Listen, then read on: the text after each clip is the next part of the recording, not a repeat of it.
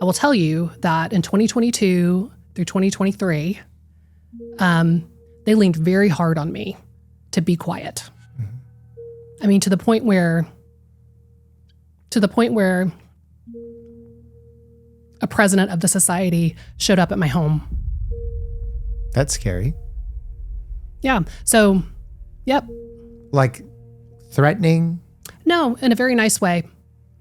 And how did that go? That went, well, yeah. I know bullying when I feel it. I literally was in the kitchen on purpose with the roof leaking into a bucket. And this man who walked in the door with a bottle of champagne.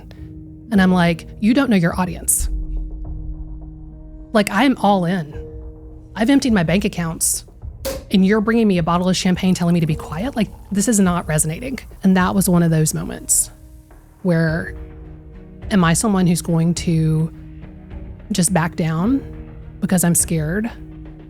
Or, you know, am I that girl from Georgia who just goes, okay, well, I know it's right. I know it's true. So come at me. Dr. Elisabeth Potter is a board-certified plastic and reconstructive surgeon, nationally recognized for her expertise in microsurgical natural tissue breast reconstruction. But her resume extends well beyond the OR. She's an outspoken patient rights advocate who helped spearhead the push for a dedicated billing code. A billing or CPT code is like a barcode for a surgery. If that barcode exists, insurance can scan it and pay. Essentially, she ensured that women wouldn't lose access to this state-of-the-art procedure. You might also know Dr. Potter from the viral story earlier this year where UnitedHealthcare allegedly called her while in the OR mid-surgery to grill her about a cancer patient's overnight stay. She stepped out of the operation to defend the patient's case, posted the story to her Instagram, and suddenly millions of people got a front row seat to the bureaucratic madness doctors wrestle with every day. So today we're going to dive into how a single billing code can decide whether a woman can access state-of-the-art treatment, what happened in the aftermath of that now famous UnitedHealthcare call, and why it really matters for all of us, and the evolving ethics of profit versus patient care when scalpel meets the spreadsheet. Let's get started with the Checkup podcast featuring Elisabeth Potter. Starting from the beginning of your career, how did you end up practicing where you are today? Okay, so in Austin, I always had my eye on Austin. I thought it would be a place where, like, as a woman, I would have independence. I don't know why I had that feeling, but growing up in Georgia, I identified Austin as a place where I could be, like, I don't know, like, open and in power. Okay. Was that strange, movie influence, personal influence? How did that? No, I remember, honestly, I think it had a lot to do with sports. Interesting. Okay. And then also just learning about, like, the West. And I had this feeling about women in the West, that they were strong and independent. And that was probably, like, influenced by things like movies and stories. But I'd never been to Texas. But so, when I was in medical school, I saw a mastectomy. And I saw the reconstruction as they were finishing, and I fell in love with it. So I'd never seen that before. And if I'm a person that's never heard of the procedure, how would you describe it to me? Yeah, so when a woman has breast cancer and has a mastectomy or has her breast removed, there are surgeries to reconstruct the breast. And those are actually covered by insurance under the Women's Health and Cancer Rights Act of 1998. And you can reconstruct that with an implant or with natural tissue. So I saw a surgery where they used a woman's own tissue to make her breast. Like, she went to sleep, had mastectomies, woke up with a breast made out of her own, like, tummy tissue. And it just, a lot of things clicked for me, seeing that. Being a woman, body image issues, my grandfather had lost his legs, losing, there was just a lot that just really resonated. And I leaned in and went straight for breast reconstruction. That's a long journey that you were eyeing for yourself, because that's not a quick path, right? No. So I went, finished med school at Emory, and then 4 years. 4 years. Then plastic surgery at Southwestern, and that was 5 years. 5 years. 5 years. Yeah. And then another year of fellowship at MD Anderson. So let's see, Emory Med. Then that's a lot of years. Yeah. And the main passion for you from that case What sticks out about that patient? Was it your conversations with the patient, just watching the surgery take place, like the skill set required to perform the procedure? What did you see that motivated you to connect so strongly with the field?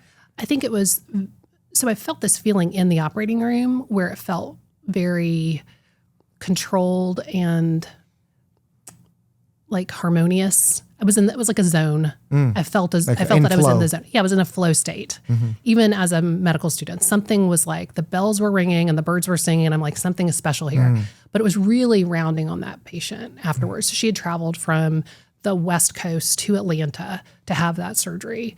And even back then, I was very impressed by how hard it was for women to get healthcare and to get the kinds of healthcare that they wanted, like the surgery she chose, and how much trust she placed in the surgeon performing that surgery. Why did she have to travel so far? Is it not uniformly available to? No, even back then, it just wasn't very common. Still today, it's not. Like, there's not a lot of folks like me around. There's maybe like 200 microsurgeons in the country who do breast reconstruction a lot. So it's not an easy surgery. Is it lack of training spots, interest? What is causing the limitation? That's a great question. I'd say it's a lot of different things. Plastic surgery, the folks who go into plastic surgery, the majority of plastic surgeons do cosmetic surgery. Fair. Yeah. And there are many reasons why breast reconstruction isn't broadly available. One of them is reimbursement. And so any plastic surgeon has a skill set leaving training that they can make a lot of money with. And because they could monetize directly to the consumer and don't have to deal with any of the administrative burden of working with an insurance company, hospital administrators, et cetera. Is that a fair understanding? Yeah, and they can set their price. And Right. the reimbursement for breast reconstruction is painfully low. And we've fought that. But I mean, I think that a lot of plastic surgeons just look at it and go, it's not worth my time. And I sort of set out from the beginning to create a case for breast reconstruction. Like before any of this happened, I said, I'm going to show that this is a viable career path so that other surgeons like me who love the work will follow through and do this with excellence, not just do it for 1 or 2 years as they're starting to build up their client base for their cosmetic practice. Right. Right? Yeah, because I see a tremendous similarity in the through line of what you're describing with breast reconstruction and plastic surgery, along with psychiatry and psychologists. So when I'm trying to get mental health access for my patients, which is quite often being a primary care doctor, the people who are good or who are most experienced require cash payments up front, usually large sum. And then the ones that do accept Medicare, Medicaid, some of the simpler insurers that have a tough time with reimbursements, they're not taking patients, or there's a 6-month wait, or they're falling in and out of plans. So I'm basically putting this impetus on my patient who is already in a dark mental place, lacking motivation, to say, hey, get motivated, call 10 places, get rejected from 5 of them. 1 will cancel on you. And the one that you do end up seeing, if you don't like them after the first visit, you have to do that process all over again. Welcome to healthcare. Similar trajectory of the field moving away from what its intended path was to where the incentives led them. Absolutely. The financial incentives, if we're being honest about it. And also just the system, the way the system's built. I mean, it's gotten more and more cumbersome for doctors to practice within the insurance system, even if they want to, even if the reimbursement's good. Yeah. Just the overhead of doing that and how hard it is to jump through hoops. And so I think that there's a lot of similarities there. For me, it's, a cancer patient who's already, they're so down and out. Right. They have no extra energy to fight a fight to get breast reconstruction. If you put up an obstacle in their path, they're probably just not going to get it. They're just going to have a mastectomy and fight that fight another day, or maybe not have reconstruction. So I really wanted to demonstrate that this could be done honorably and fairly and like with excellent outcomes. And I was on that path, like full steam ahead doing that. I even built my own surgery center. Wow. Where I was like, took out personal loans, right? And built that myself to say, I can do this surgery in an outpatient setting and save money and have better outcomes and have a better experience for women affected by breast cancer. And I was like full steam doing that and trying to negotiate with insurance companies to to be in network with that. Yeah. And then all of the other happened too. Well, I applaud you for doing that because most doctors, largely how complex the system is, are afraid for one reason or another to go and be that trailblazer. And without trailblazers like yourself, we won't see change happen. So I think that is one of the most important things that you're doing. And we actually have a similar relationship with a psychologist and psychiatry group that is trying to do the same in New York, where they're opening up a huge practice in order to accept patients who have lower forms of insurance. Totally. And use it as a viable path, hopefully Yes. to motivate others. And they reached out to us, and ironically, the person starting it was a med student that shadowed me when I was in my residency program. And he said, can you recommend from like a financial standpoint, what alternative monetization pathways can we create so that it sort of acts as a funding to actually take care of these patients? Because the insurers are not subsidizing and paying for the care that we're giving the patients. We have to be unique or think outside of the box to actually turn a profit. And that's so ridiculous that has to happen.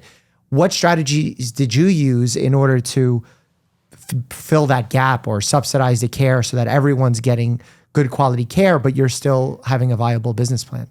That's a great question. And it's one that I'm still working out. I think for the first many years of my practice, I just played the karma card. Okay. And I really That just if you said, do the right thing, it'll come back. Yeah. Fair. I did. And We did the same thing on this channel, by the way. okay, So, right. yeah. So, and I'm like, I was in my late 30s, early 40s, and I'm like, I just know it's going to work out.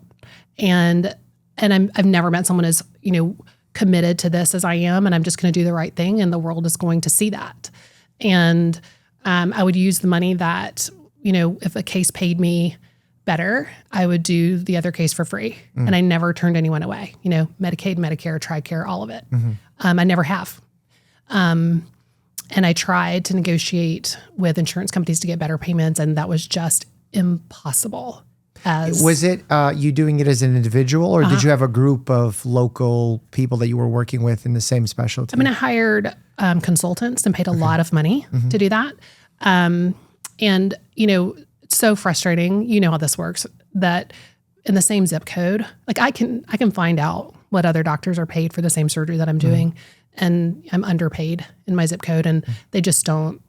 They don't. And is care. that because you're out of network, or what's leading you to be paid less than them? I'm in network for everything. So then what is the reason for the disparity? It's just so there's no transparency. So how are you able to find out? Fairhealth.gov. And when you're finding that out, do you have a reason why they're earning different sums for reimbursements? No. And that's still quite an important question that all doctors need to be asking. Like, why is it that in the same zip code that a doctor, maybe even with less experience than I have, is paid 30% more than I am? Is it due to a bargaining power of a group that they're part of? It seems arbitrary almost. But certainly what we're learning is that with more consolidation of groups, that those groups get better rates and the facilities and all of that. And that's part of the... Well, that's why a lot of the solo practice offices are closing left, right, and center, even in primary care. Yeah. The idea of a family medicine doctor having their own practice doesn't really exist anymore. It's all group practices, largely because of the administrative burden required to do the negotiating, to do the arguing, the billing, the coding. And it takes the doctor's focus away from the art and science of practicing medicine, and instead puts more emphasis on the art and science of making sure your notes are good and making sure you can negotiate and upcode liberally. Yeah. So my dad was a doctor. I grew up, he was an allergist in a small town. So I grew up around medicine. My mom was a nurse. And I really think that what you're describing is a phenomenon that's happened, in the last 15 years. It's really been since the Affordable Care Act and the vertical integration and consolidation in medicine. And before the Affordable Care Act, 75% of physicians were self-employed. And now 75% of physicians are employed by large entities. And we're losing that personal aspect. We're losing the magic of medicine, where no matter what decision I make, I'm always going to be like thinking about the best health of my patient, right? I don't have a fiduciary responsibility to shareholders in my practice to maximize the income from this encounter. But when you have huge companies now controlling the strings, we've seen this experiment for 15 years and we're living the result. And we actually, it doesn't just feel wrong. We now have data to say it doesn't work. Vertical integration isn't helping us take better care of patients. It's not making more equitable, health policies. It's not even decreasing the price per capita. All the things that they said it would do, it's not doing. Right. So it's increasing profits. Oh, yes. And creating multi-billion-dollar businesses. Right. And then these huge industries that, are paying themselves. Right. So the whole fact that we should probably also jump in because I know what you're talking about with horizontal versus vertical integration. You have companies from a horizontal standpoint. Let's say one pharmacy is taking over a branch of other pharmacies. That's considered horizontal. But then you also have vertical consolidation where you have an insurer buying a pharmacy, buying a PBM, buying a medical practice, and then essentially doctors. Yeah. And that vertical consolidation ends up becoming harmful largely because of the lack of competition. They essentially start squeezing out their competition through financial pressure, through poor agreements in bargaining. And it's a mess. And where I've seen it be the worst type of mess, where it's so clear that it's unethical, is in the PBM world, these pharmacy benefit managers that were initially started as a way to save us money. And that was the premise that was sold to us as the public. And we were like, cheers, yay, they're going to save us money per prescription.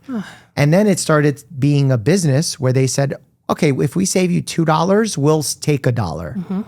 And then through vertical consolidation, they became part of the problem, essentially fake saving you money, but essentially making money for themselves, where they're now worth billions of dollars. Correct. The company that, to put an analogy that most people understand, the coupon company has become $1 billion company. And that's not regulated. No transparency. And none of the federal regulations that apply to the insurance company, the mother company, apply to that company. Yeah. So, I mean, I think to add to that, there's also the sort of 85-15 rule that was interjected with the ACA. Simply, an insurance company is supposed to spend 85% of premiums on healthcare and quality improvement. So like on taking care of you. Right. And that other 15% goes to wherever they want it to go, if it's to shareholders or CEOs or whatever. So one of the ways that vertical integration has been gamed is that they're now paying themselves, right? So to get into that 85%, they can say, okay, the cost of this drug is part of the cost of care for the patient. But they're actually just moving money from the right pocket to the left pocket. Yeah, exactly. Right, so it's cost, but they never left the bank. Yeah. And all the while, if they can make the whole pizza bigger, the whole pie bigger, then that 15% on the top, that's how you get someone, at United who's making $64 million this year. Because if you can make the whole pie bigger, then that 15% is sweet. And the rest of us have to deal with the fact that we've just increased the cost of healthcare to make them more money. Right. And that cost is sometimes hidden pretty well because they'll move it around from your monthly premium to your deductible to your copay. And you might say, oh, well, my annual amount that I'm spending on the monthly premium isn't that much different. Yeah, but now you're paying double the amount when you go see the doctor. Now, when you have a major surgery, the cost that you have to incur on your own is much higher. And when they do that, they create really good press hits surrounding it, where they say, well, look, premiums didn't go up. Well, what about all the other things that you've packaged into it? Correct. And I see that not just as a physician, but probably I learned more about it running a small business in paying insurance for the employees of our company, where I look at the costs, I'm like, oh my God, how do people afford this? Yeah. The cost has become absolutely astronomical. And I'm curious how that plays into you running your business and how it changes the way you take care of your patients. Gosh. Okay. So, I mean, at the heart of it, I always try to just do the right thing. I mean, I do. And that's where I'm not trying to game the business and I'm not trying to make more and more money, but you're trying to do the right thing health-wise for your patients. Right. Versus some of these private equity owned industries are thinking about the profits, and the doctors and the clinicians are thinking about the patients. Totally. And it creates this tension that even, I don't know if you watch the show The Pit on HBO, you see that where, such a great show. You know, he's saying, we're taking care of patients, we're doing the best we can. It's like, you need to increase satisfaction, you need to increase the amount of patients seen per hour. And it's like, well, do you want us to deliver good care, or do you want us to see more patients? Listen, do we want more money and higher throughput, or do we want quality? Right. And we just haven't decided as a country what we're going after. Right. We spent the last 15 years going after, money and numbers. Yeah. Right. How do we get more efficient? How do we see more patients? How do we do more cases in a day? And it's just demoralizing. And that's where all of that, that moral injury for a physician comes into play. Yeah. Even talking with physicians who work as within insurance companies, doing peer-to-peers. So I've had some private conversations with folks doing that, and they say that's exactly what it is. It's like, I have to do 20 of these a day, and I'm only judged on how quickly and how quickly I can get this off the plate. I don't have time to dig in and look at the data. Right? If I'm doing a peer-to-peer call on, say, a breast reconstruction case, there's no way that I'm going to actually inform myself about that. They just want me to deny it and move on. Yeah. And if I approve it, then someone leans on me. So yeah, I mean, I just think across the board that we have, like in chemistry where you have the equilibrium. Yep. Le Chatelier. Right? The Chatelier principle, like where it's like the balance. That's it's like taking me back to a place where I don't want to go. Yeah. I know. But I feel like we have this equilibrium, and we're supposed to have a good position where we have, it's America. We have the business of medicine, and we have healthcare, like the providers. And we want the patients to be somewhere on this balance where they're getting great care, and also, the industry is healthy, and the workforce is healthy, and they're well paid and all of that. But we're so far away from giving good care and so heavily towards making money for insurance companies that we've lost it. Like, we have to reset in a different place, and that is going to be so painful for the industry. Yeah, very painful. And they're smart in the sense of they're doing it in a way where most people don't see it. They'll create these roadblocks that seem really reasonable. Oh, we're preventing fraud, abuse of the system. And that's reasonable. We should do that. That's good. Let's not have fraud and abuse of the system. We've seen issues with huge cases of people abusing Medicare, Medicaid, millions of dollars, fraudulent screening programs that end up getting people procedures they don't need. But when they're creating these roadblocks, they're creating them to decrease spending, not to eliminate abuse. Because if you see who's getting rejected, for every one abuse case, I mean, there's got to be hundreds, if not thousands, of cases that are rejected simply as a cost-saving measure. And I remember this from a TV show I used to watch on Showtime, House of Lies, where they were marketers, and they said, oh, hey, we'll get this promotion that will give people a rebate off of your product, and people will be so happy. But by the way, we know that most people won't go through the hoops required to do it, and then we'll deny the first set of them, and then the second set, only 1% will end up converting, so you're going to save a whole ton of money. Oh my gosh, there's so much to say. There's right, it's the fact that only 1% of denials are appealed. Yep.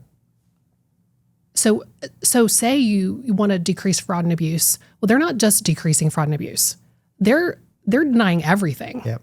The good stuff and even the when bad the things stuff are appealed, over 50% are denied. Again, so that's baked in to the business plan. Yeah. Right? I've seen some stats from the Kaiser Foundation where like 19% of in-network insurers are denying cases, claims, et cetera. And then out of network, it gets up to double, even more than double, 37, 38%.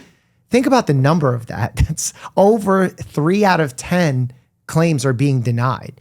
And while certain insurers say, well, it's better for us, ours are lower, I don't see that happening as a person who deals with it holistically on a large scale. I don't know if you do. Just back it up and think about this. Like, we have people paying their hard-earned money for premiums because they expect that their risk is being reduced in some way. They're being taken care of in some way. And 20% of the time, they're being denied. Like, and what is the reason for denial? It's usually administrative or other. Yeah. It's not medical necessity. It's administrative or other. It's a technicality. Yep. And they thrive on that technicality. Right. And I think it also, when you think about businesses that are this large, if they can dial up and down the expenditure, right? If they can deny enough where they know what the inputs and outputs are, right? That's helpful to them. It doesn't, it's more predictable as a company. It's also like, the accounting in these companies, you just have to wonder, like, they're just moving money around with all the different vertically integrated components. And in an insurance company, you have to have reserves too. So you take out of the reserves. And it's very complicated. It's not resulted in better care for Americans in the last 15 years. And we were sold that, right? There was a big study in 2008 that looked at, it was called like the triple aim in healthcare. And it was this revolutionary idea that, okay, now to have good healthcare, to have a good health industry, we're going to have to address, these three components. And they were like, let's see, cost per capita, the patient experience, and patient experience of care. We'll fill it in. Okay, sorry. So basically, it led to us doing vertical integration, right? It was like, this is the reason why we need to do this. Yep. Okay, so come 2022, and they're like, oh, darn, that actually didn't work at all.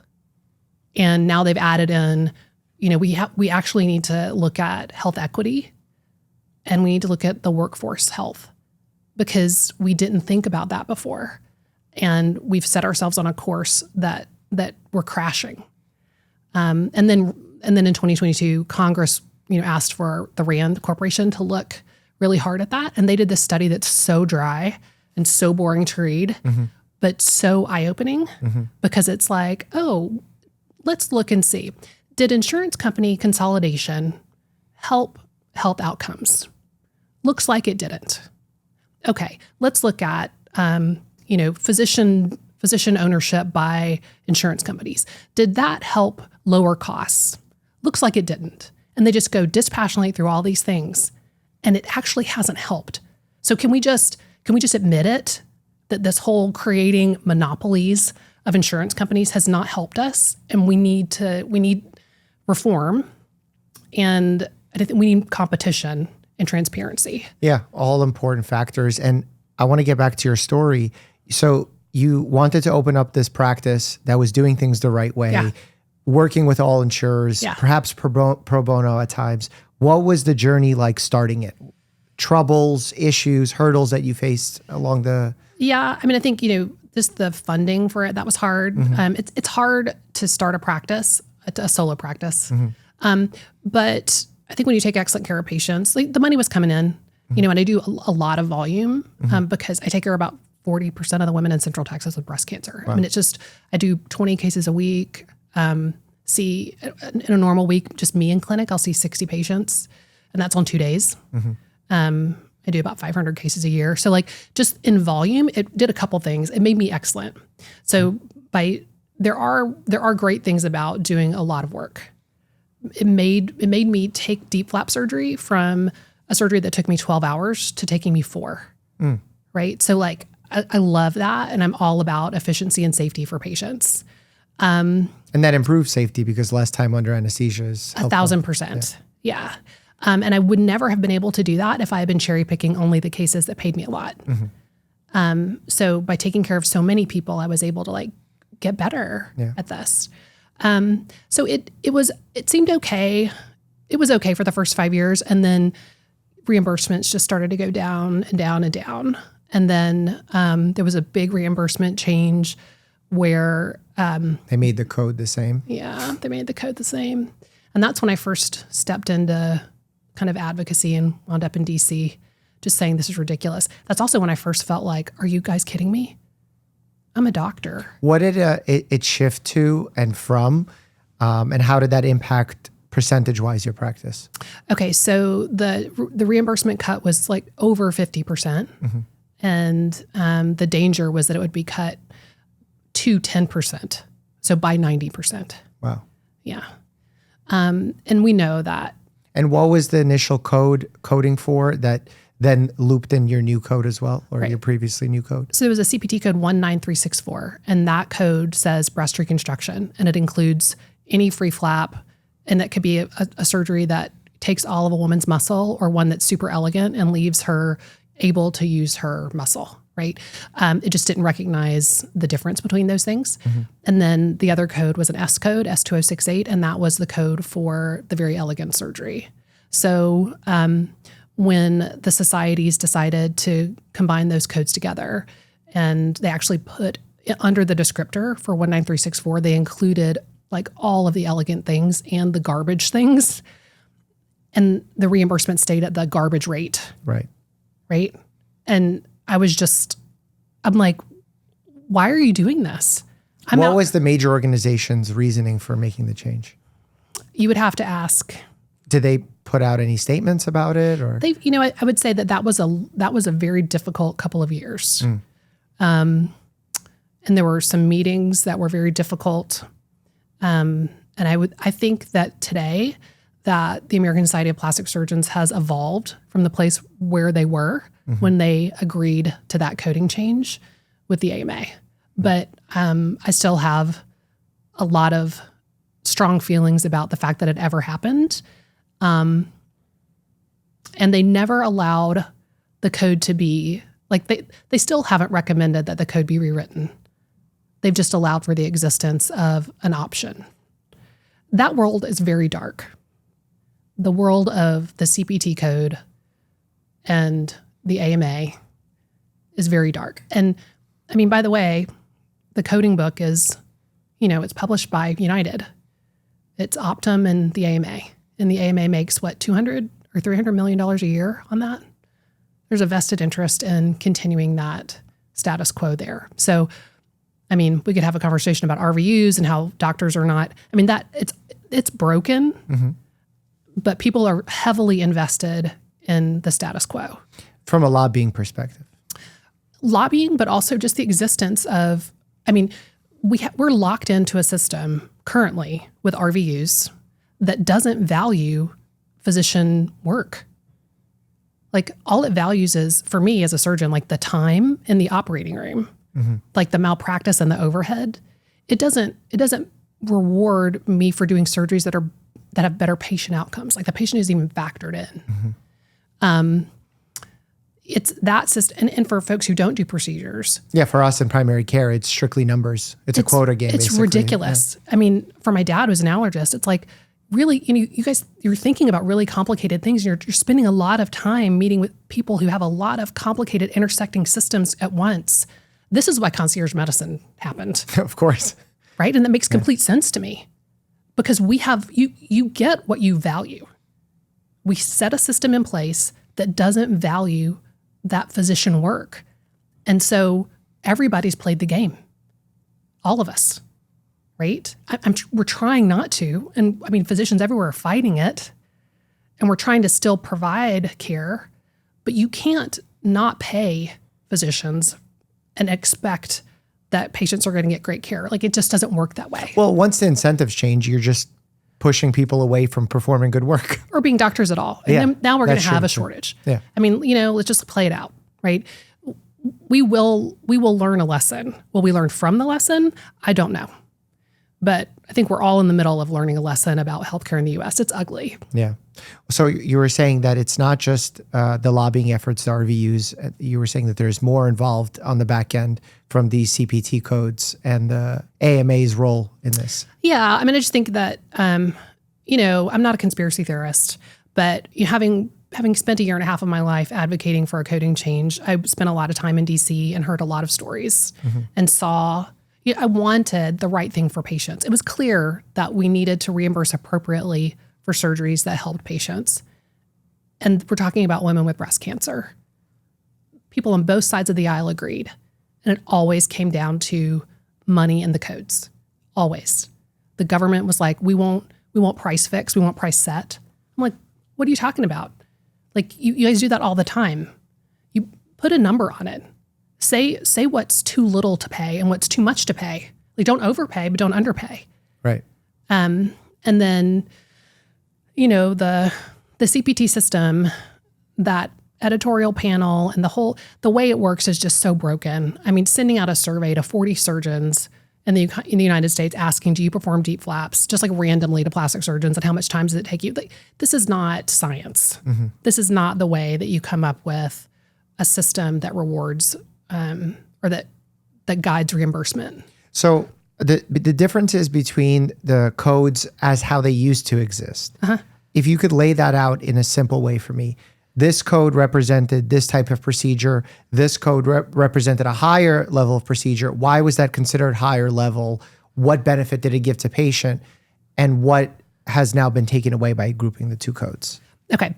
So simply put, S2068 for DIEP flap, that describes a code, a surgery that is far better for patients, doesn't leave them like disabled basically by removing their entire rectus muscle, and is better in the healthcare system, right? So we have patients who are using less opiates, less pain issues with surgery. They're not staying in the ICU for multiple days. Their length of stay is, not 5 days. It's maybe 1 or 2 or 3. And they're able to thrive, right? They leave this experience of having had breast cancer and reconstruction, and they're able to go and live their life and run a marathon and do what they want to do with their bodies, right? They're not just disabled from the reconstruction. So that surgery, I think the national average reimbursement, and I would have to look back at this, I don't want to missay it.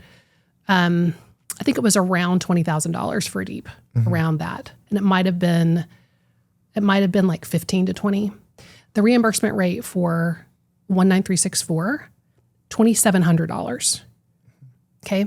So that reimbursement is, honestly, I'd say if you're taking a woman's muscle and you're doing sort of this barbaric surgery, like I understand not paying a lot for that. I get it. Now, forgive me for my ignorance on this. Why are people even performing the worse surgery? It sounds in every aspect worse. It's easier. The difference is that surgery is easier on the surgeon and harder on the patient. It's not elegant at all. It's not, there's basically the hardest part of a DIEP flap surgery is me saving the muscle. Right.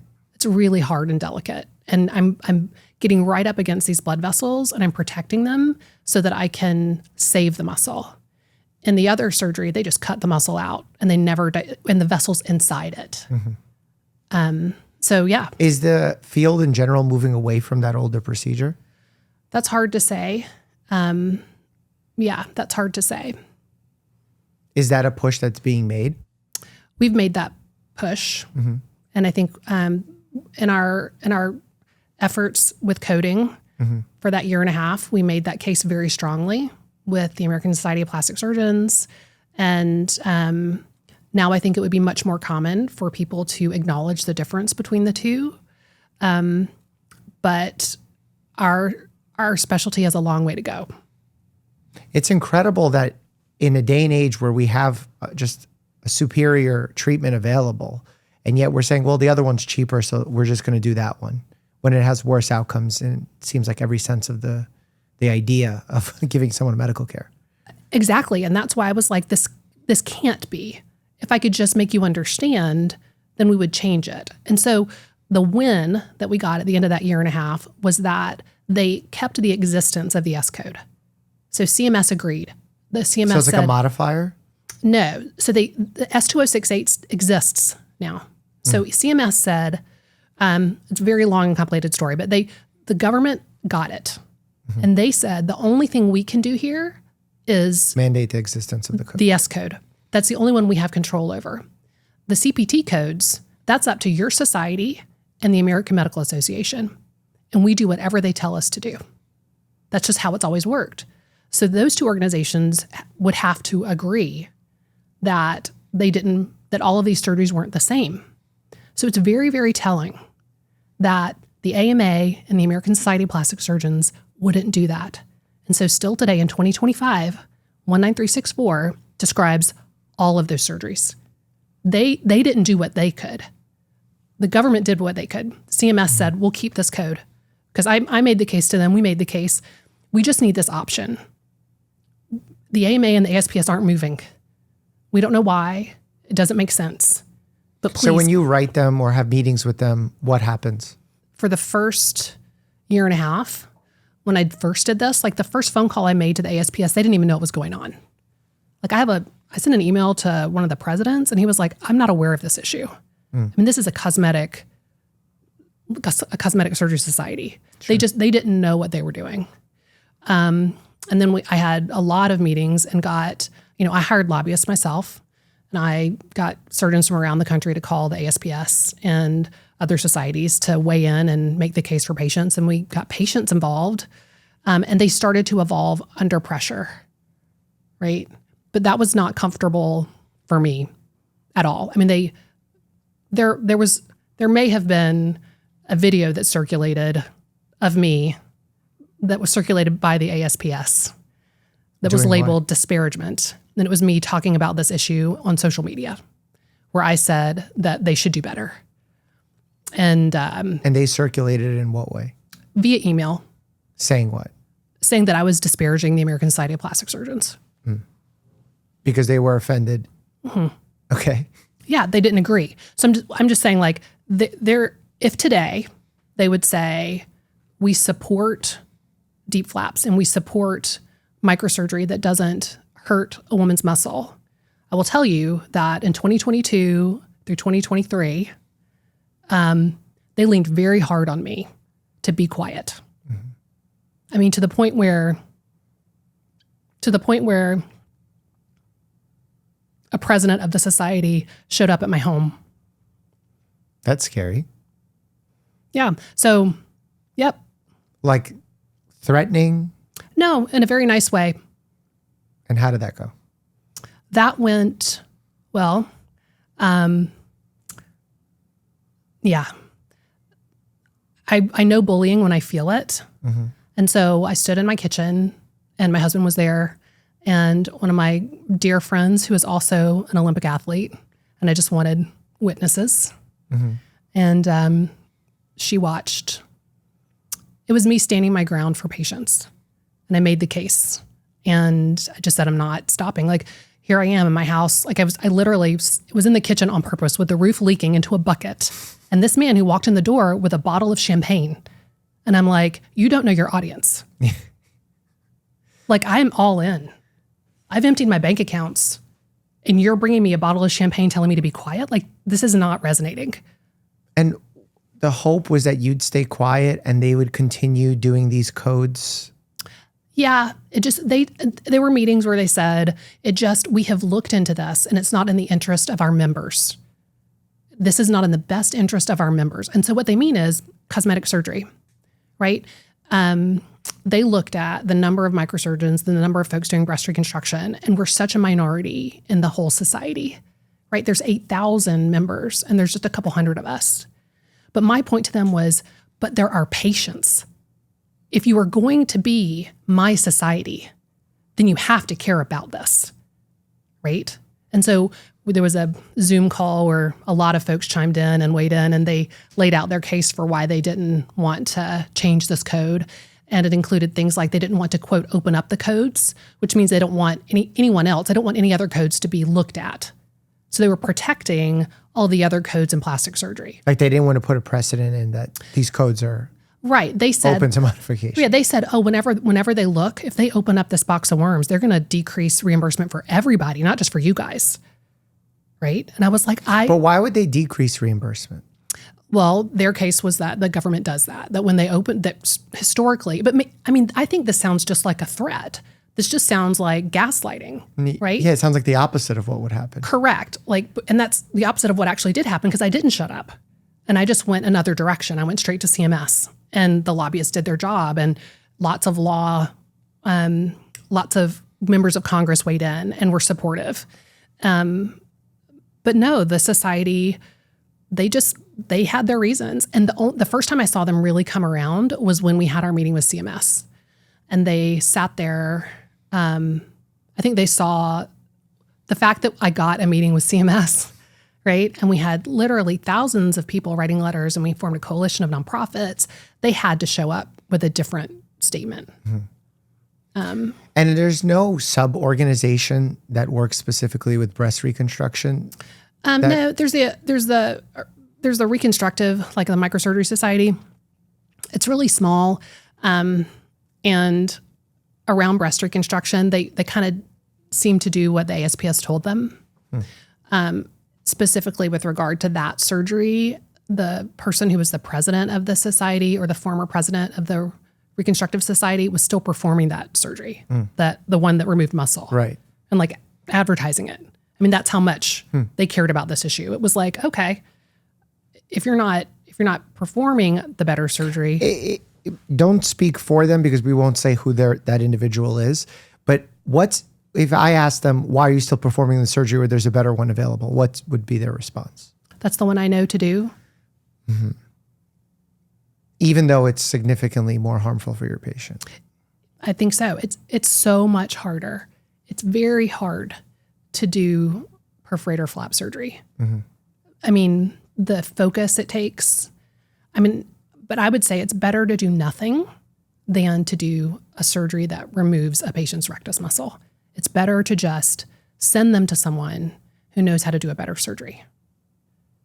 And I'm surprised that organizations that perhaps are not focused on the reconstructive side of things, Komen, some other breast cancer organizations, they weren't participating in advocacy alongside you? They were. Oh, they were. They got on the coalition. That's how this changed. Got it. Yeah, I was talking with the American Cancer Society, Komen, we had a huge coalition of nonprofits. We had patient advocacy. That's social media.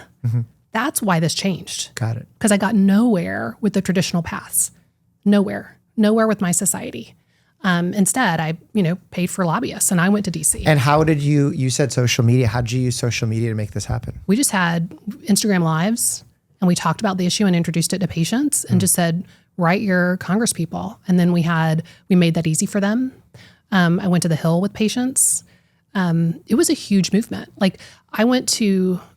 There were probably, I don't remember the exact number of patients that signed on the letter, but in the breast cancer community, people know that happened nationally.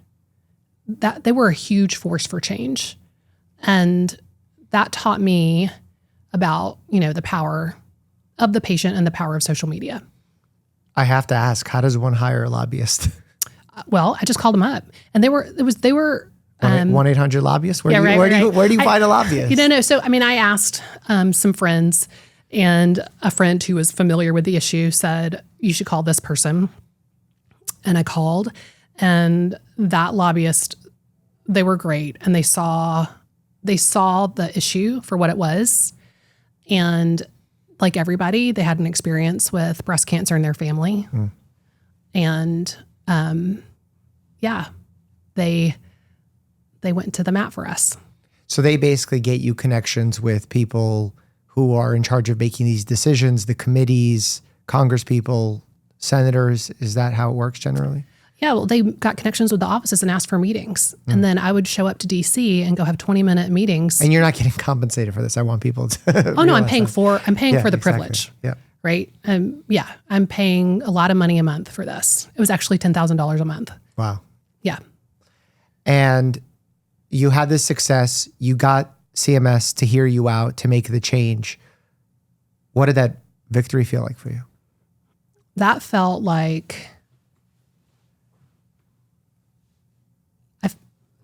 I breathed a huge sigh of relief because I was afraid that my career and the practice of breast reconstruction for all of these patients was going to come to an end. I really felt like that's where we were going if we couldn't honor patients in this way. If we couldn't take care of women. Just this very simple argument, if that wasn't understood at the national level, I thought we were headed for disaster. So I just felt relief. But yeah, I'm not someone who celebrates well. I always I'm on to the next.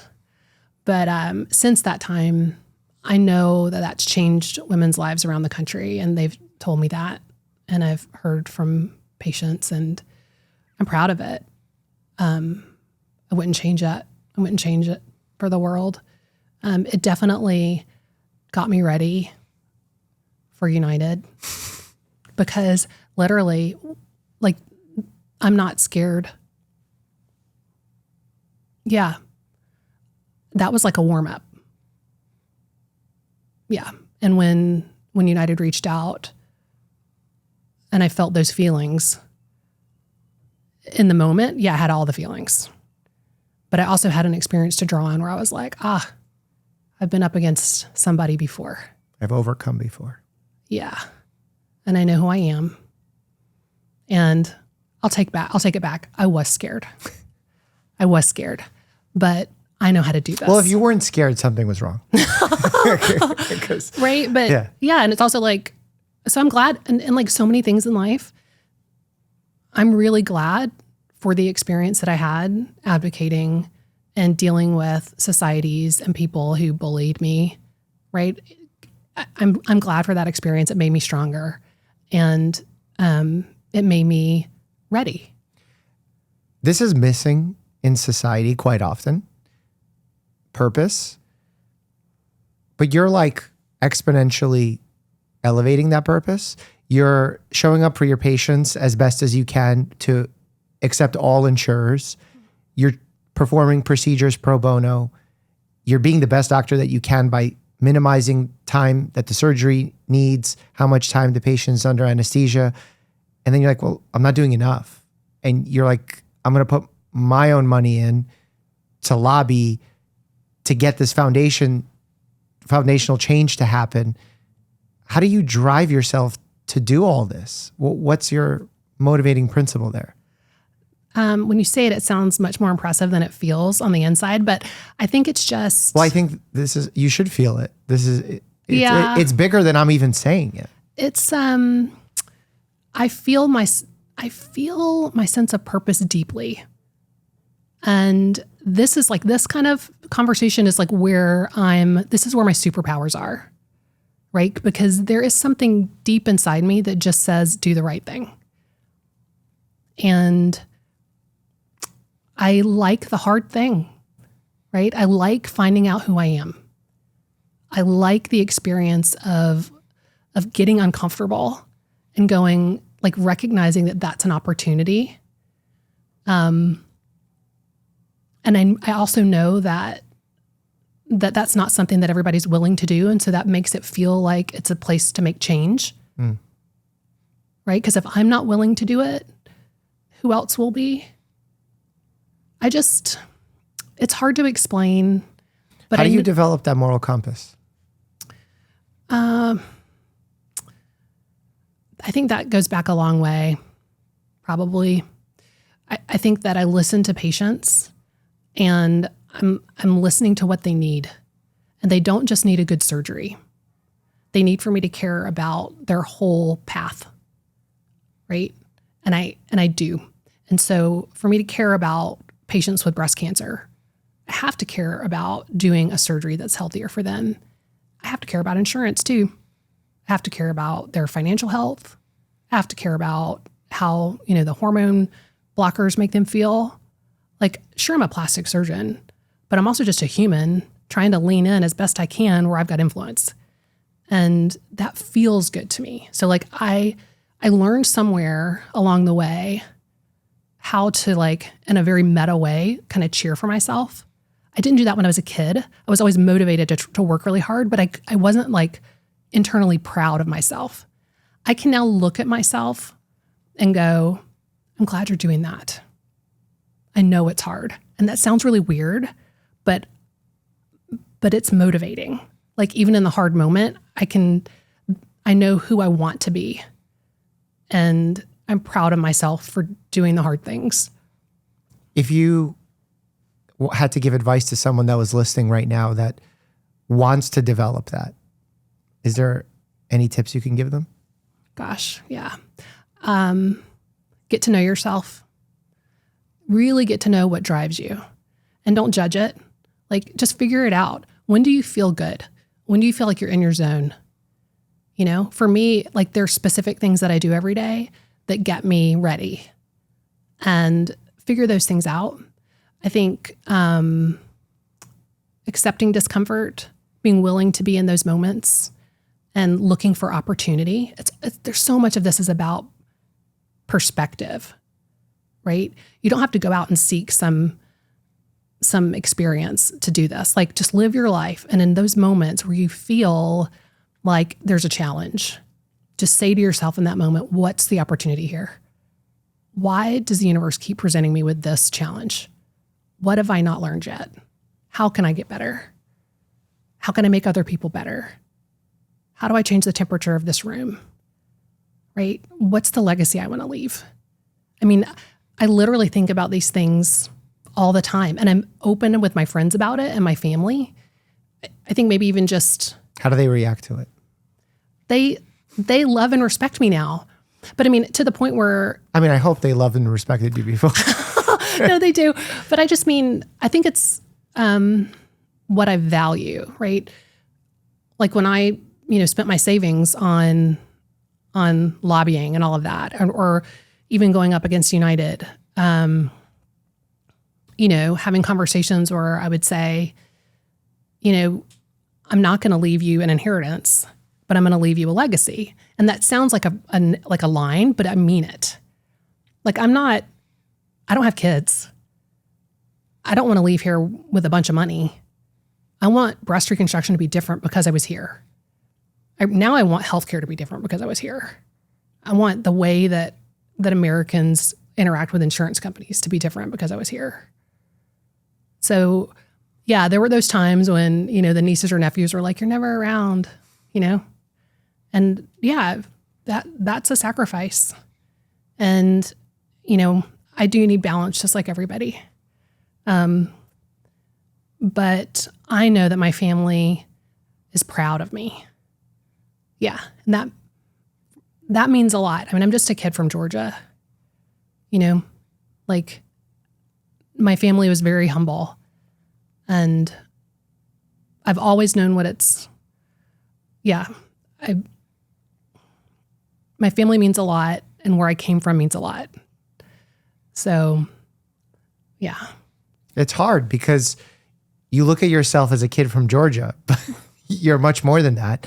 And you're much more than that to not just your patients, but to people you've never met that you're having an impact on. Have you heard from individuals who've had their lives changed by the procedure that you advocated for? I have. And that's so heady.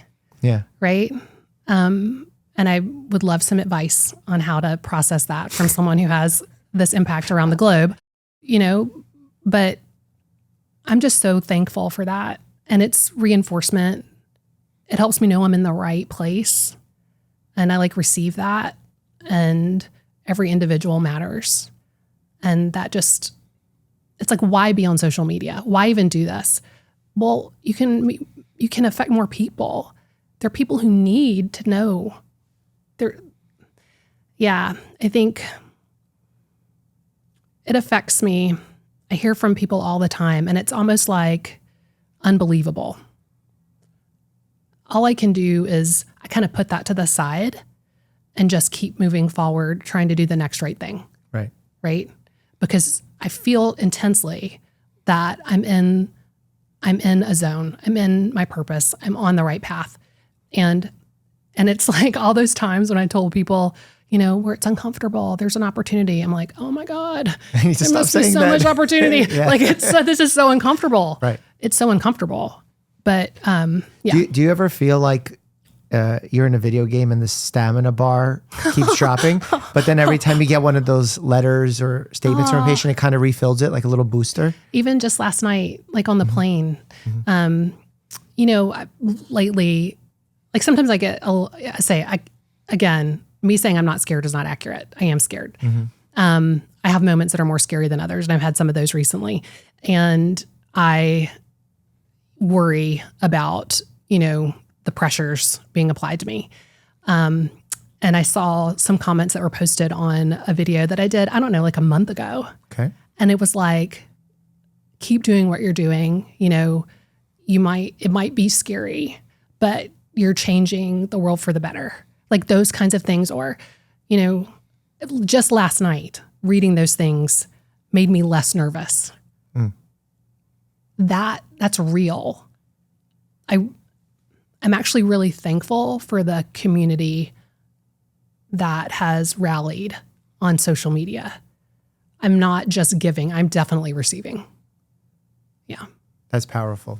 For me, I've gotten hardened in my years of being on social media in that I've grown accustomed to thinking that a lot of the negativity or positivity could be fake.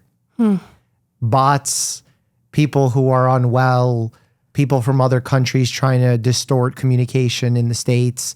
There's so many weird scenarios that I've seen play out over a decade being on social media that I think unless you know, like you get an email from someone, you can pretty quickly realize where this is a person who's reasonable, who actually had something happen and is being grateful. Yeah.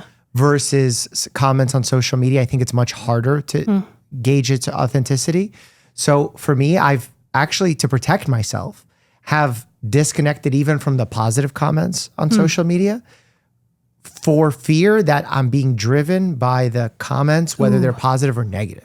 That's so good. Well, it's good, but it's also can be problematic because as you were talking about that equilibrium in our MCAT studying, that equilibrium exists in that mass communication space as well, where if you disconnect too much from both positive and negative, you end up with PTSD.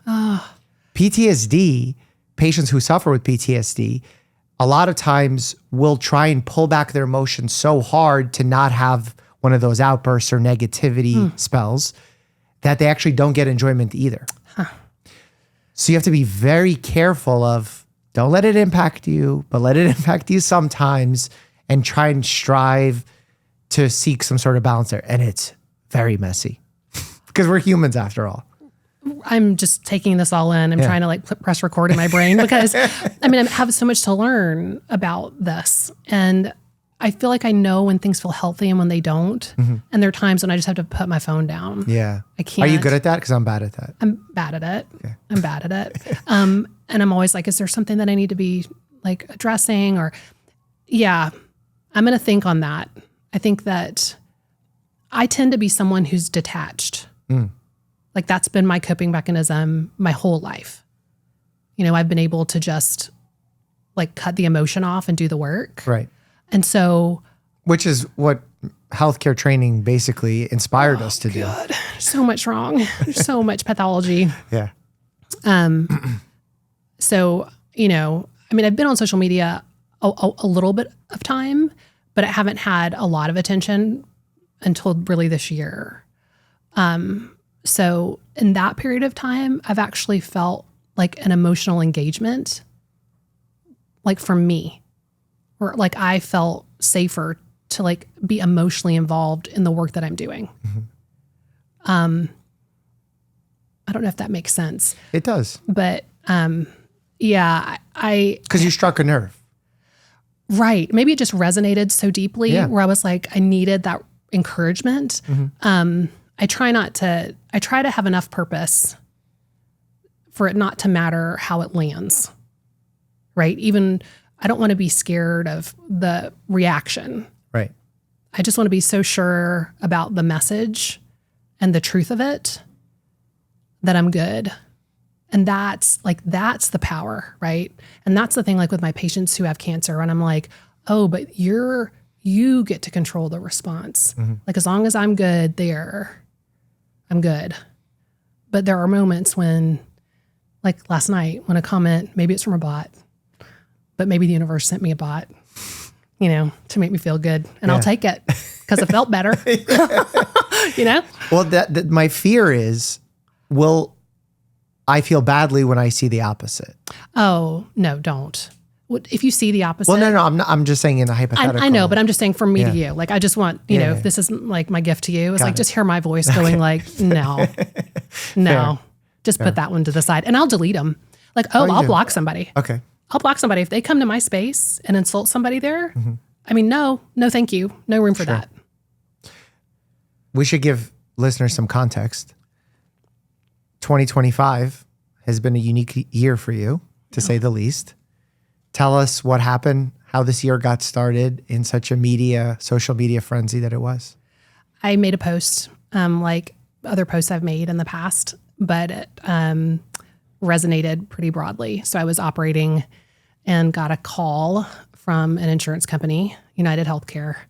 And they were asking for just like basic information about my patient who was actually having surgery.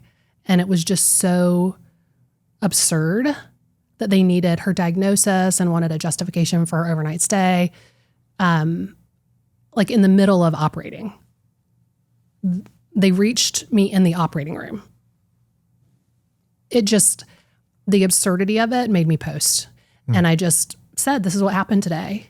And you obviously said it not expecting some sort of heavy response. If I had known, well, I don't know. Would you have done it differently, maybe? That is a good question. I think legally I wouldn't have said the name United because then I wouldn't have had the pain. Right. But also my life's trajectory has changed because I said United. And so I'm okay with that. Maybe TBD on yeah. whether or not you change it. I learned a lot from that. Well, let's keep going with the story because so this is interesting for folks. Okay, so I posted and that post went viral. And the post, you told the story. That was it. I just said basically like, here's my day. Here's insurance. Yeah. I don't have words for this. Yep. How did they get me in the OR? This is ridiculous. And that post went viral. And then, and describe to folks, because viral could take so many forms. Like I have YouTube videos that get 1 million views regularly. To some people, 1 million views is viral, but your story went viral. Well, I mean, I haven't tallied up the views, but someone has told me it was like 14 million across. So I think it's much higher than that. Okay, I don't know. I haven't looked. Okay. I seriously, you wouldn't. Yeah. I don't even know how to look. Well, it's hard because you have to compile all the social media platforms, and when someone makes a post on X and doesn't. Oh yeah, there were so many. Yeah. So it got around and tens of millions. Okay, I'm going to trust you on that. It was a lot. It was to the point where people were calling me from around the world, like asking for my story and what happened. News agencies calling you, I presume. Totally, yeah. And they're calling you direct, or how were they reaching you? Yeah, because I mean, I'm just a person. They were emailing my practice or sending me a message or calling the phone. How did you realize, like, what was the moment that you realized it was getting so much attention? The day after I posted it, I walked into the hospital and an orthopedic surgeon walked up behind me and patted me on the back and was like, "Thank you for saying that." And I was like, "What?" So you weren't aware yet? No. Wow. Okay. No. Because I was going in to do more deep flaps. Yeah. Like it was like a regular day. Totally. Yeah. And did you then grab your phone? Yeah. Well, I mean, I had noticed that like my phone was kind of beeping a lot and then I had to turn off notifications on it. But at that point I wasn't like checking. So that was just strange. But also I was like, this is actually really interesting. And I'm glad that this is getting some attention because it needs it. Because we've gotten out of control. And the initial attention, was it people asking questions, thanking you, angry with you, all the above? Most of them were, think back. Most were positive. There were some negative, for sure. There was some negative from plastic surgeons. There were some negative from surgeons saying like, why did you take the phone call? And I had to explain. So like, I'm in the operating room. Why would I take a phone call? That sounds like really irresponsible. And I went through the process of, oh gosh, now I have to explain to social media why I took the phone call. Okay, right. So I have a partner in the room. There was a doctor in the room, right. Still operating. Also, I was afraid they were going to charge her for the surgery. So I'm thinking about her, financial health and all of that. I mean, and usually they're not reaching out to you mid-operation. I mean, they literally sent a message into the operating room and there was a Post-it note, United, the patient's name, call them back. Like they're asking to talk to you right now. It seems urgent. Like the nurse manager, it went through multiple levels to get to me in the operating room. And then I had a 2-minute phone conversation with them, but. And what was it like in general referencing? The patients, whether or not they should be getting the surgery? Literally, it was just the most mundane details. What's her diagnosis? Why does she need to stay overnight? So it was about the stay. Yeah. Which should be figured out after the fact. Totally. There's no reason today why this needs to happen. And why am I having to think about this? But that's what doctors around the country are experiencing. Why? And I'm assuming, correct me if I'm wrong, that you don't think that this is happening where insurers are constantly calling people in the operating room, but you're pointing to the bigger picture here where these insurance companies in their denials are being so aggressive that it's even reaching you in the operating room. Correct. And the feeling that I had for, more than a year before that with insurance, this whole coding thing led up to it, right? Like the feeling that I had was if an insurance company tells me to jump, I say how high. That's what it feels like for me to do breast reconstruction because they could just not pay or charge the patient. I mean, the stories I heard and dealt with prior to this call led me to this feeling of if I don't address this, something bad is going to happen to this patient. So yeah, no, I don't think that people are being called out of the operating room routinely, although I've heard from surgeons who've said, I've gotten a call on the way to the OR, very similar things. Sure. But it's just in general that we have to deal with insurance companies in the middle of the day, certainly interrupting care. I mean, I've heard that. I mean, I do that all the time. Right, peer-to-peer, we have to Prior talk to you by two. authorizations, Yeah, I mean. it's all day. Yeah. I've had prior authorizations for the most basic antibiotics because I prescribed capsules, not tablets on the electronic health record. I mean, why? Well, because they didn't do a great job negotiating capsules and they did tablets. But America, the did argument, you know this? yeah. It's just ridiculous. Like, let's just stop it. Let's stop it. I mean, because think about that delay in treatment. So you have a delay in giving the antibiotic, Sure. right?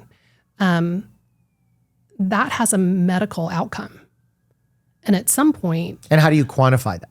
Yeah, and at some point that feels like you're making a medical decision. Now I know that's a broad leap, but like when an insurance company tells me you can't operate for another 2 months just because on a patient with cancer, that feels like they're making a medical decision for that patient. They're overruling me when I say I want to do it's time for surgery, or when they deny whatever. Like when they make those denials, what are they basing the denial off? I mean, which one? Well, like in your mind, the hypothetical you're going with, you're saying the patient needs this now, I just and they had say that case. 2 months. Yeah. What's their logic behind? They said that they had literature to support that. So support that they should wait? Yeah. So this was a woman who had a unilateral mastectomy. She was in her 30s. She had one breast removed for breast cancer. And that was like a year and a half ago. The night before that surgery, so we planned to remove both breasts. The night before that surgery, her insurance company denied the contralateral mastectomy. They said, we're not going to pay for removing the breast that doesn't have cancer. Okay. So the morning of surgery, patient was informed that their insurance company had said that by the breast surgeon. And they were like, this is so stressful. Let's wait. And when you're having reconstruction eventually, let's do the other mastectomy. So you're going to have another surgery in the future. Let's just do your other mastectomy later. So she was like, okay. So basically the patient agreed on the morning of surgery to only have one breast removed, not both.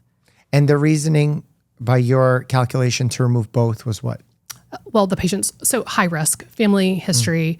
She was 36, she had an advanced disease. She was counseled about her risk. And that was a choice that she made with her breast surgeon. So I'm the reconstructive surgeon. Got it. Then there's the breast surgeon who does the cancer part of the surgery. And they had made that decision with her. So that's the part that got denied. So first, that was denied. Got it. So then fast forward a year, and this woman who's had the breast on for a year because it wasn't removed at the first surgery and has completed chemotherapy and radiation, and then waited 4 months because I, as a microsurgeon, know that 4 months after the end of radiation, I have a 99.7% success rate at doing a deep flap. So 4 months is good. And there's no literature that supports longer. And I have lots and lots of data because I track everything I do, like times and all of it. I have lots and lots of data to say that that's the right time for me to do that surgery for her. So I submitted to the insurance company and I said, I'd like to do her deep flap reconstruction. And also it's time to do the mastectomy on the other side. So we're going to do both sides. And the rigmarole that they sent us through was ridiculous. They said, no, 4 months doesn't sound right. Let's wait another 2 months. And I'm like, why? I'm the doctor. I'm the one. Well, we have some data that says that 6 months is recommended. I'm like, that data doesn't exist. There's no guideline that says that.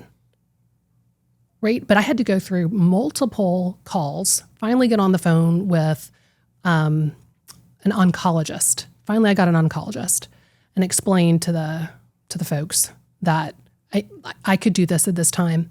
And they also at that time were saying we're not going to cover the other mastectomy still. So they revisited that again. And I had to explain, no, she has one chance for me to do deep flap surgery. And if I don't do both breasts now, I can't come back and do it later. And she has chosen to have her breast removed. And by the way, these are her risk factors. And this is why. It was just, that's just a couple of months ago. All of this extra time with an insurance company turning the screws and practicing medicine, I would say, but also delaying a mastectomy. Like, I've had patients before who, their mastectomy has been delayed and we found more cancer than we thought we were going to find. There's a health implication to delay. And companies that practice in healthcare and insurance really need to be aware of that. I'm sure they are. We just have to point it out. Do you think the delay is truly in the patient's best interest from these companies, or is it usually a way to wait for the patient to fall off the plan, a way for someone else to take responsibility from a financial standpoint, like they're swapping and let's say they're 65 years of age now, or are they thinking about the patient? I can't imagine how they're making that decision by thinking about the patient. I was the doctor. I had all of the data to support it. It just seemed financial. And it happens over and over and over again, where I feel like the delay is part of them controlling cost. It's a dial they can turn. And it's, if we deny this, if we delay this, then, profits will be X. Yeah. And I do think that a lot of insurance companies got dinged for denying things after the fact. So I've felt a move towards slowing down ever getting to the OR. That's another way, rather than doing the surgery and then them saying, we're not going to pay. Yeah. We felt, we won't do the surgery yet, or we're going to make this process drag out for another 2 months. And I've certainly had the, aging into the Medicare population. And all with the same notion as the marketing principles from that show of, there's going to be attrition. Of course. But again, these are companies who have a fiduciary responsibility to maximize profits for their shareholders. And we're practicing medicine. And we have a responsibility to do the right thing for our patients. And we have to meet in the middle somewhere. It's ugly. And there is a balance to be had there. Yeah. But the balance is just so off. Well, yeah. And if you had to say, let's say the perfect balance is at 50, and then other side is 100 all business or 0 is all patient, where do you think that balance is now? I think we're 80% towards all money. Business side, yeah. Yeah, I do. I think that's a fair number to be. Yeah. And I know that we can improve it just by bringing awareness. I know that's, people just say that all the time, but if we don't know it, if we can't explain it, if we haven't made it understandable for the average American, then okay, they're just going to keep doing what they're doing. Well, that's why people love to dunk on social media as being problematic, negative, and there are definite drawbacks to social media. But one of the huge undervalued impacts of social media is the success you had by adding that code or returning the code. Yeah. The conversation we're having here to potentially put pressure on insurance companies to make a swap, or the government to force insurance companies to make the swap, because odds are they're not going to self-regulate to turn a smaller profit.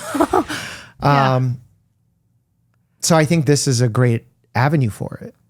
I think it's the avenue for it. This is, the most democratic thing around lately.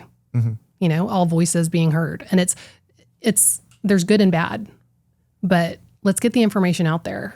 And well, that's the quote that you said earlier, that if people just knew, they'd make the change because it's just so logical. They're just not aware of it. Yeah. Well, social media will kind of evens that playing field and allows us to tell people. I love that. And I think the business of insurance is so convoluted that the more I understood about it, the more I felt like, wait a minute, that can't be real.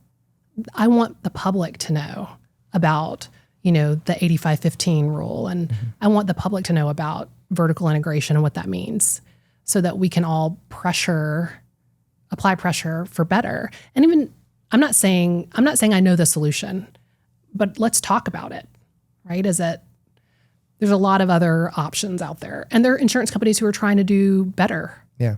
Yeah. Orthopedic surgeon claps you on the back, says, great job. Oh yeah. You're getting all this feedback. That's wonderful. Some negative that you feel you ought to correct. What happens then? Then I think really the next big thing that happened was that United sent me a threatening letter. So there was quite a response on social media, and they basically sent a letter that was 6 pages of, saying that I had lied and that never happened, saying that I was allowing violent communication to exist on the internet with references to the murder of their CEO in some of the responses.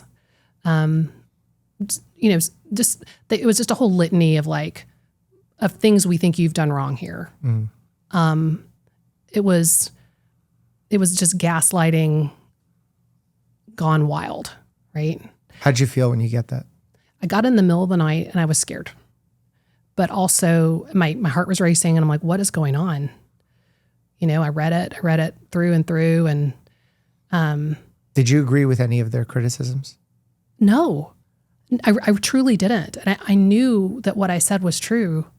And honestly, talking about the murder of their CEO, there were comments left that seemed to be supportive of Luigi Mangione, right? And that's something that I've seen pop up. And at that time, I was just doing my work, and I wasn't spending my whole day going through the comments, deleting things that sounded negative. I didn't even know how to filter out comments at that point. And especially the volume of comments coming in during that time. Since then, if I see something that's really blatant, I'll just delete it. I don't condone They're violence. acting like you're a corporate entity with a giant social media team monitoring comments. I'm just a lady. Yeah. I'm a surgeon. I'm still operating, and I'm doing my best. But also I do think that... And that's not your responsibility either, to police speech. There you go. If you do it, cool, or good on you. If I need to, yeah. But that's not a mandate. No. And also, I felt this sense of this need for the public to speak. I felt that after Mr. Thompson was murdered, and the response was so complex, right? I felt like people are getting something off their chest. And is it very tragic that someone lost their life? Absolutely. Is it very tragic that people are having to navigate the healthcare system that leaves them feeling like they've been harmed in such a deep way that they have to lash out here? Yeah, you're not equating them. You're just pointing out 2 tragedies happened. I'm just saying, and I actually think there's something healthy about that communication existing in the world, right? So when I meet a patient who has breast cancer, it's not my job to tell them how to respond to that. They have your feelings. Be angry, be sad. I'm not here to tell you what to feel. And I felt the same about people's responses in a way. I'm not telling you that you shouldn't feel that way. Actually, the more I listened, the more I saw really deep problems that were, not just in my world of breast reconstruction, that were so much broader. And I felt the need to lean into that.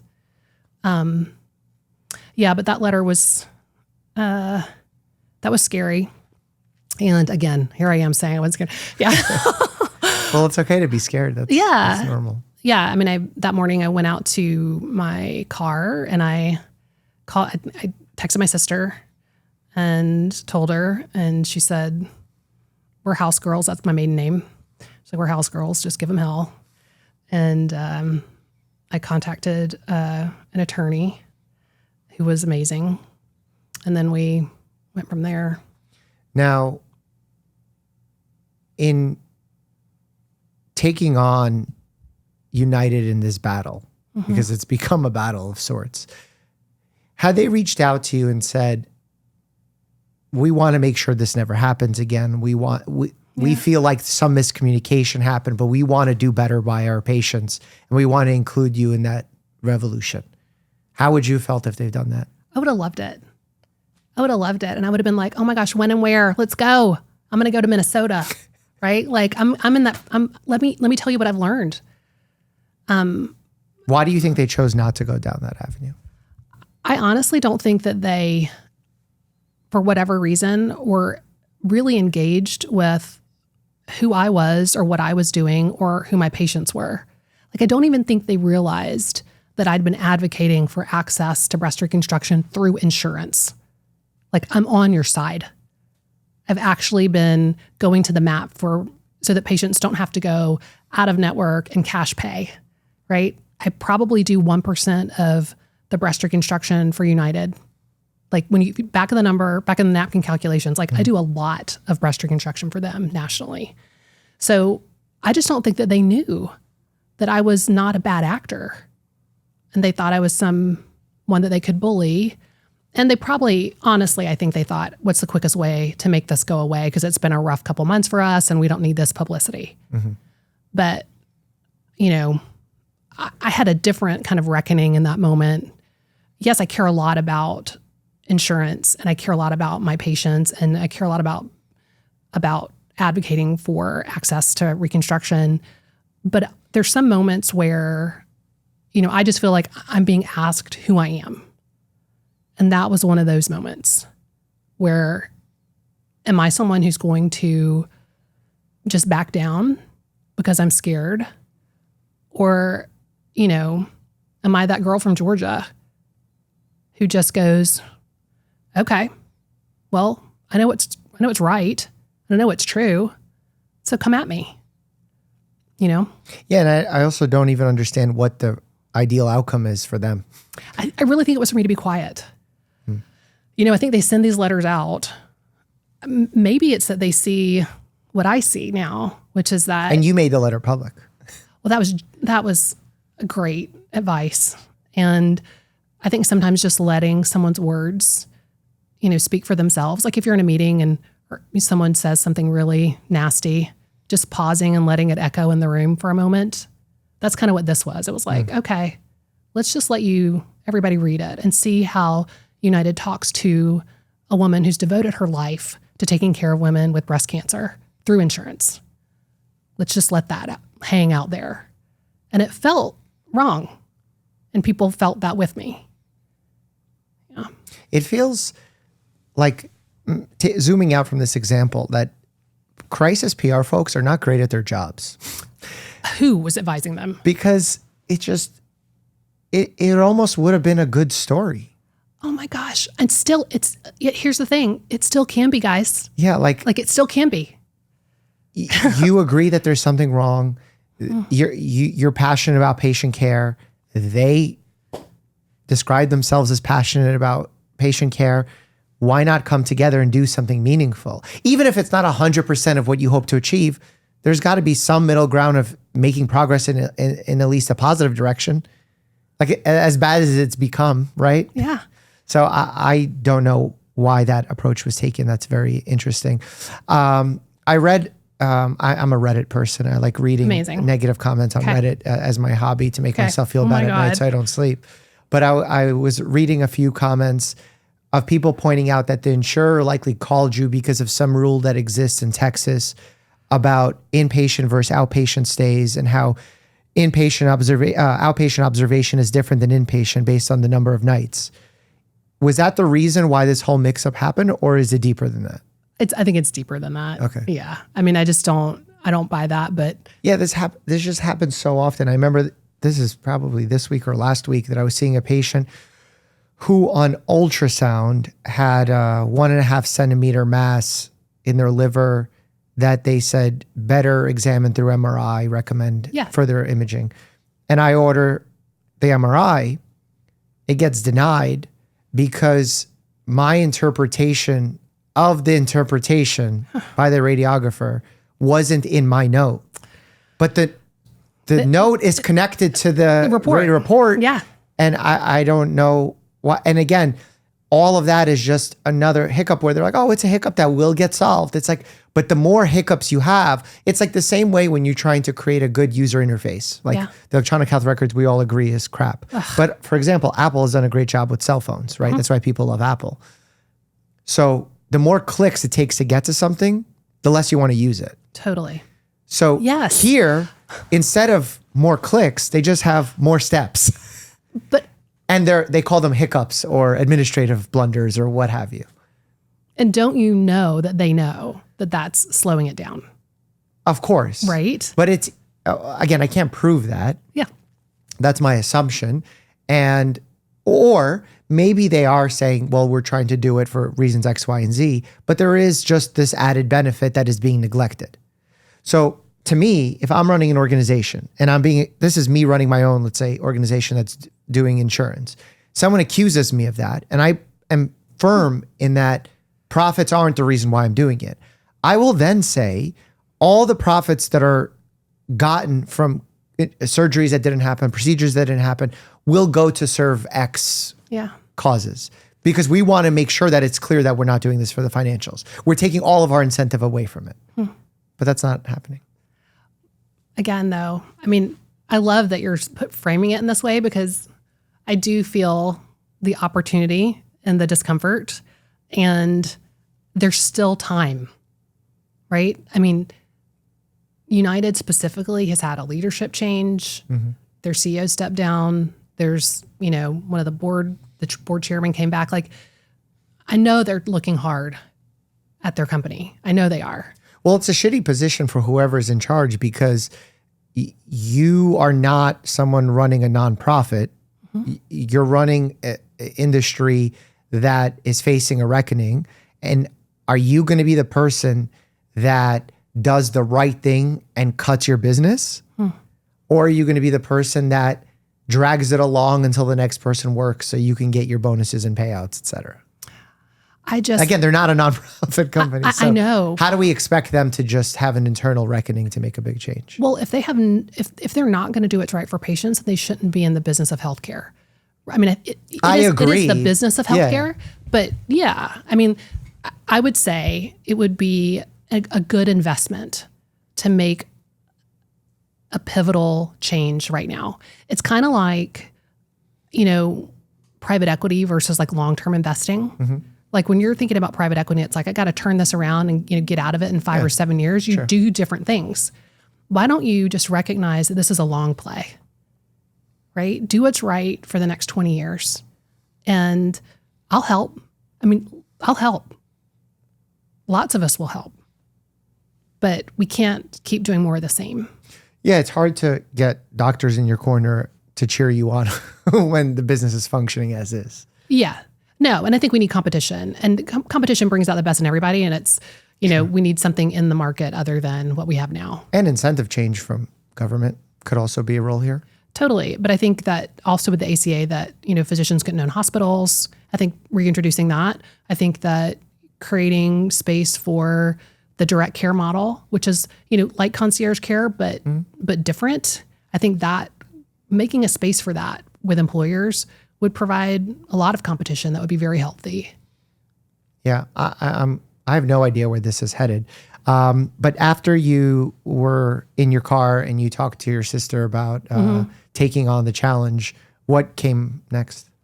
So we posted the letter that they had sent to me.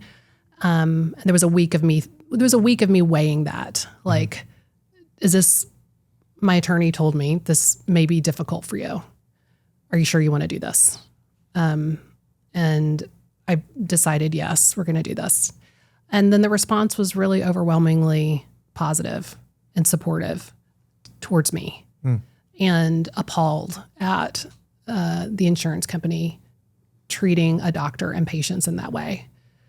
I just think it was like people get little looks at an insurance company from different scenarios. And I think they've just had a lot of glances from different perspectives lately. And this was another one that added up to something is amiss. What about press? Yeah, so people called. I'm not used to that, but there were a lot of folks from around the country and even other countries calling, asking for my perspective. I learned, quickly about how to speak with reporters and what background is and, And how did all that go? Like, do they invite you on morning talk shows? Are they inviting you for quotes and subtext in a New York Times piece? No. I mean, there hasn't been, I would say there were like The Guardian, there was like Bloomberg News, there were some online news things. There were, it wasn't as big as people reached out and then didn't publish things too. And I don't know how that all works. Interesting. And then there was like a separate thing where like a prominent investor weighed in, and that created a different vibe, a different tone to the inquiries I was getting. Right. So where do you see the conversation existing today? Today, I'd say that it's taken off from that point. And now what we're interested in is talking about the truth of healthcare in the U.S. and exposing and shedding light on what's really happening for patients and providers, and creating a space where it's not just complaining, but, an opportunity for listening to multiple viewpoints and making change.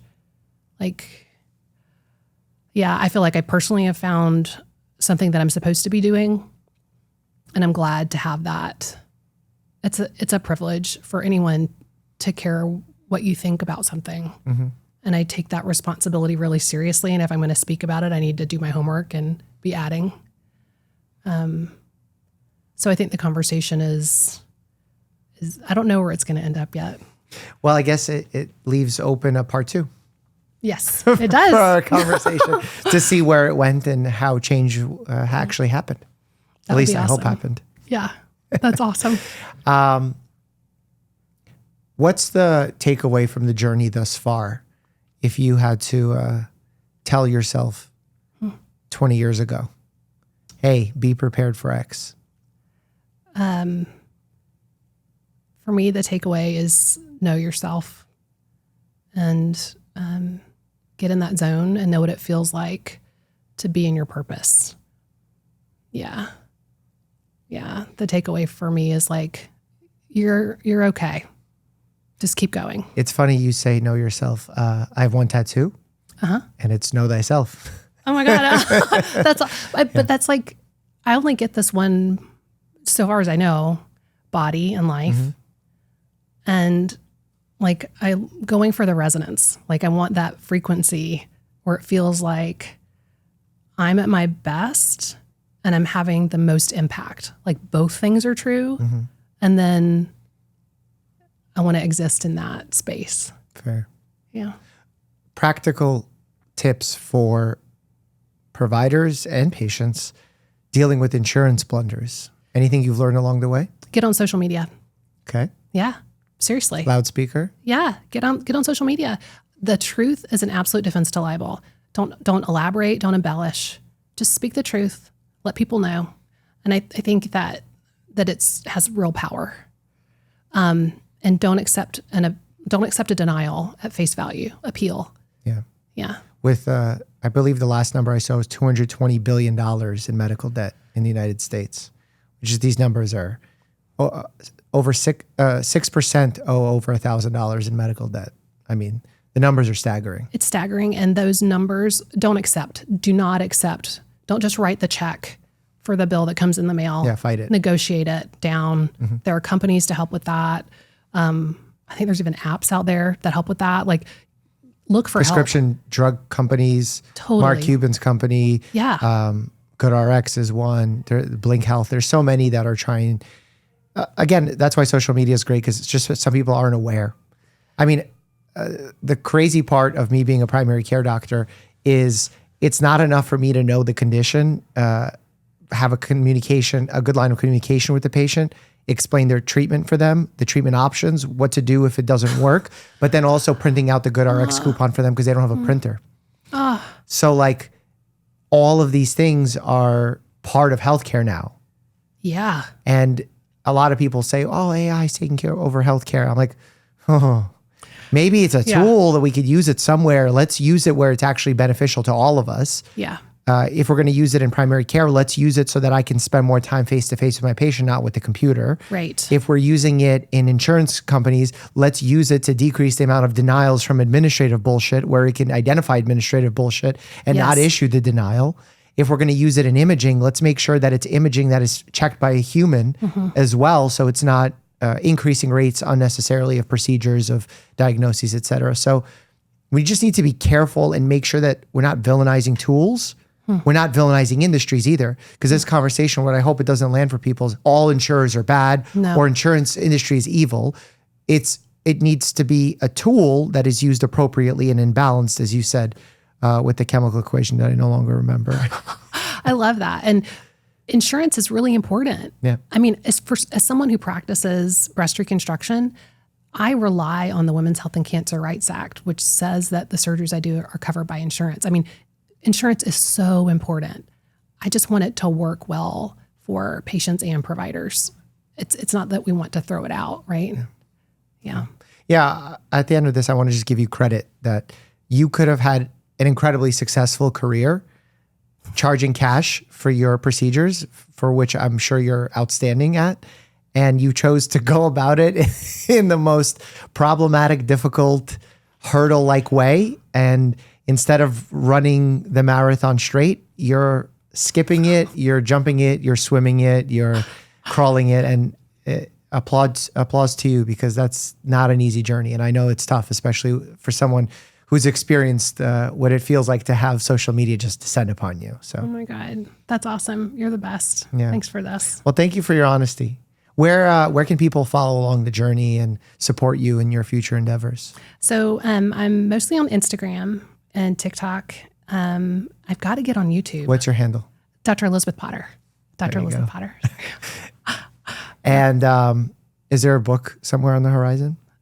Actually, yes. I think that there is. Okay, good. Because Yeah. I hear that's a must, Okay. which Thanks for hopefully saying then that. becomes a movie. Aw. Or at least a limited series. Thanks so much. That's amazing. That's so funny that you said that, because I've talked with some folks about that.